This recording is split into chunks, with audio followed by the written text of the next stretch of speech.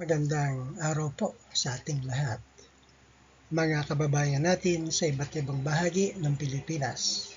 Higit sa lahat, lalo na ang mga OFW nating kababayan na nagsasakripisyo sa iba't ibang dako ng mundo na malayo sa kani-kanilang pamilya.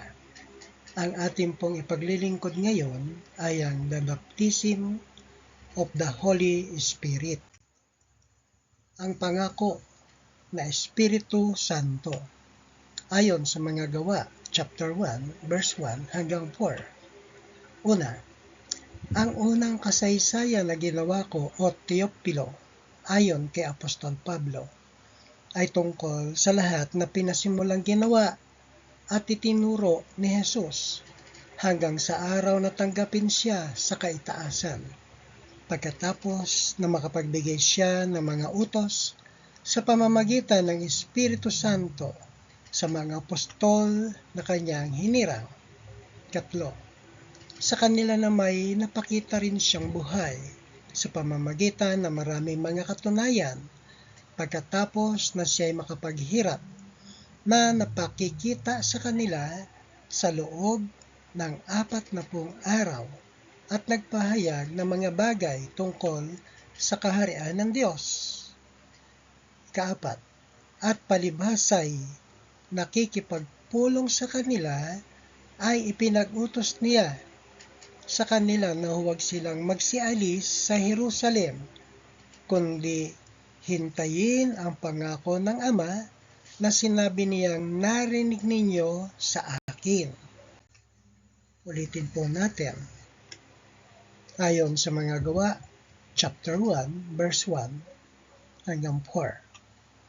Una, ang unang kasaysayan na ginawa ko o Teopilo, ayon kay Apostol Pablo, tungkol sa lahat na pinasimulang ginawa at itinuro ni Jesus. So, meron pong pagtuturo ang Panginoong Jesus sa mga apostol, lalo na kay Apostol Pablo, na kahit hindi siya kabilang sa 12 apostol, siya po ay pinili.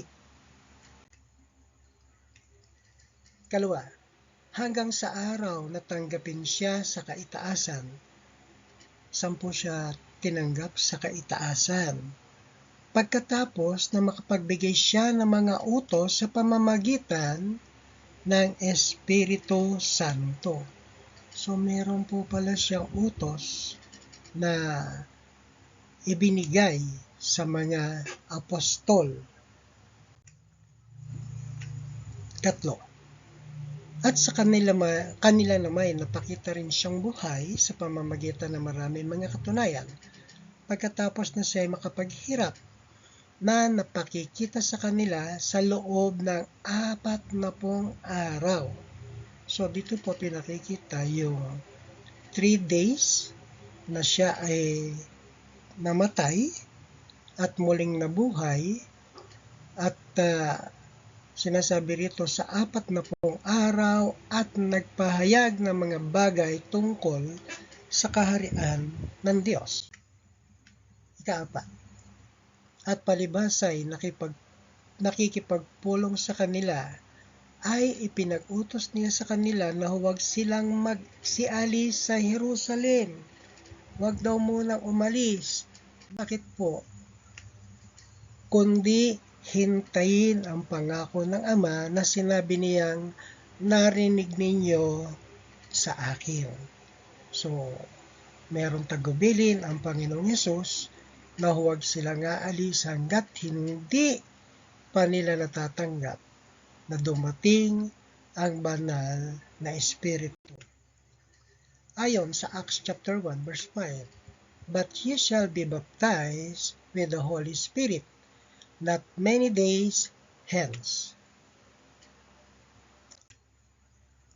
Sapagkat tunay na si Juan ay nagbautismo ng tubig, datapwat kayo'y babautismuhan sa Espiritu Santo.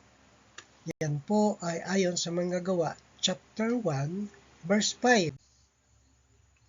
Ayon sa mga gawa, chapter 2, verse 3. At sa kanila'y may napakitang mga dilang kawangis ng apoy na nagkakabahabahagi at dumapo sa bawat isa sa kanila, at silang lahat ay nangapuspos ng Espiritu Santo. Narito na ngayon ang pangako na Espiritu Santo. Ayon sa mga Gawa, chapter 1, verse 8.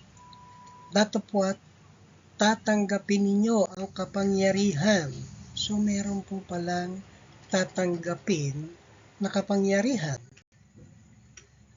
pagdating sa inyo ng Espiritu Santo.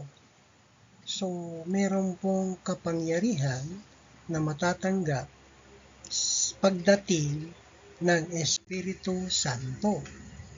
At kayo'y magiging mga saksi ko sa Jerusalem at sa buong Judea at Samaria. So, sila po pala talaga yung mga tunay na saksi na nagmula sa Jerusalem at sa buong Judea at sa Samaria at hanggang sa kahuli-hulihang hangganan ng lupa. So, kailangan po pala itong maiparating ang mabuting balita ng salita ng Diyos hanggang sa kahuli-hulihang hangganan ng lupa. Ibig sabihin, sa lahat ng kinapal ng buong daigdig. Ito na nga po ang bibigyan natin ng pagpapahalaga, ma-emphasis kung ano nga po ba ang ating tinatalakay dito.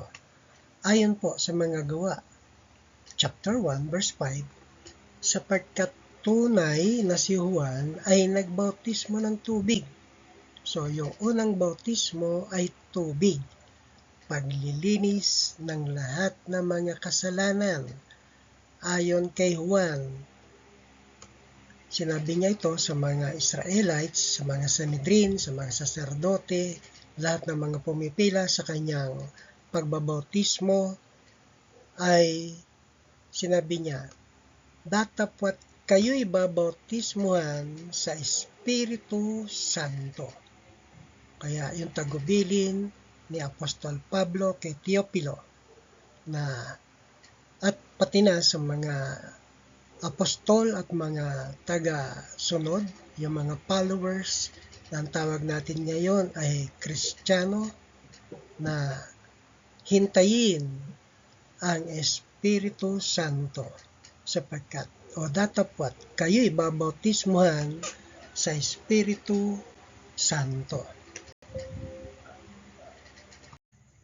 Yan po ang ating pinaglilingkod ngayon. Bago tayo magtapos, ay inaanyayahan ko po kayo na mag-like, share, and subscribe sa ating channel para marami pa tayong mapaabutan itong salita, ang mabuting balita ng Panginoon Diyos. Hanggang sa muli, ako po si Rogelio Bernardo Manlangit ng My Bible Shirt and the Words of Wisdom. Salamat po sa Diyos.